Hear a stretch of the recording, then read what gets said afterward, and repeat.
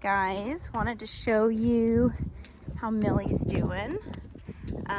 She's rocking it. Are you excited to go for a walk? So yeah, like really happy with her progress. Really been shaping the heel position.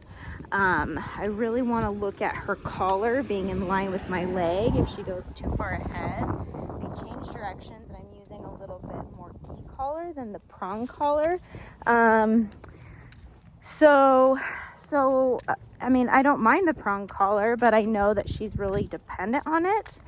And so I want to make sure that she learns the position without it. At this stage in the training, I'm going to use a lot of e-collar, but how we use it is so important because that will dictate how we move away from it in the future.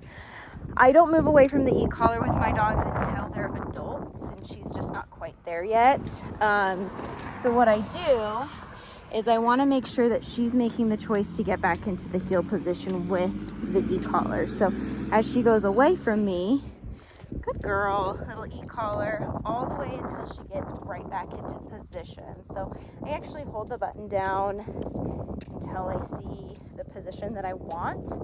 I'm moving away from her at this stage to make it a little easy. Eventually that's not going to be the case. Millie, heel.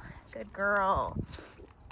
Good girl. So it helps with distractions, changing gears, making her pay attention to me, making sure that mental focus is really there and on point. With puppies, it doesn't surprise me if she has a little bit of a butterfly brain from time to time. Good girl. Good. Nice. Millie, heel. Good job. Good heel position. Happy dog. Good girl. Some other things we're working on are down stays. Millie, down.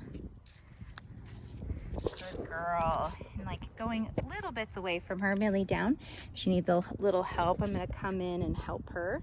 Good girl. Down. Good. This is the first day I'm not doing it with food. So sometimes there's a little bit of hesitation when that food goes away. Okay. Heel. Good, but I don't want you guys to be dependent on the food. When she comes home, I want you to be pretty married to the e-collar, but that's not going to be the case forever. But transitioning home, I want you to be just as consistent with the e-collar as I am here. So that means putting it on every day, taking it off at night, making sure that she's really consistent wearing it. Good girl. And before we even give her a command, it's going to be in her hand. Millie, heel. Good, because she's smart. Can be a little mischievous. We want to make sure that she's not pushing boundaries and like predicting, do you have the e-collar, do you have food, what do you have as a motivator.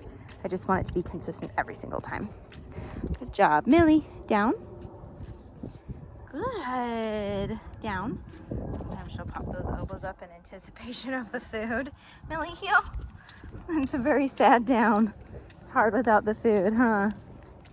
Good, we'll try that again. Millie, down. Much better. Down. Good girl. Good, heel. Down stays are hard, so I practice them a lot. It's the most vulnerable position a dog can be in, but it really does put trust in you and also puts you in that leadership role. And I find that dogs listen really well if they can heel really well and do a down stay. Millie, down. Down. Good girl. Heel. Nice. Like I said, first day without using food. Every dog is different. Some dogs I move away from food 7 days in. This is 5 days in. She's actually progressing really nicely.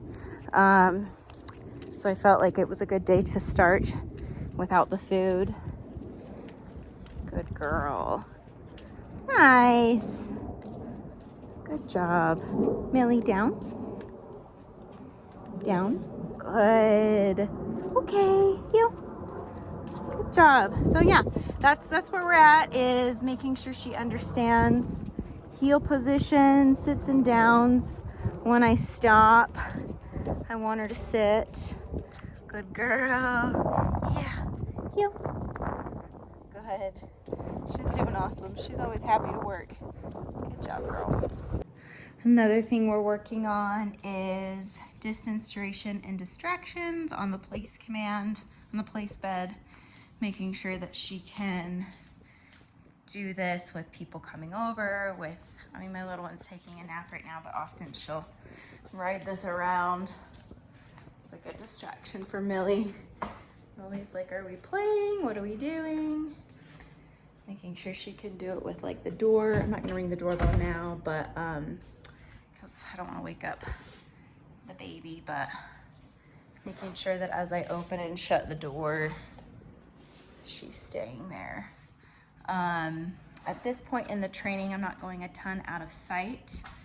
As we move away from food, I want to first make sure she can do it with me in the room, and then I want to build upon it where I actually like go out my back door and like come around, ring the doorbell, make sure that she can stay there. I don't care what she does on the place bed. She's hot. We just came back in from walking. So if she chooses to sit, she chooses to sit. She can even stand.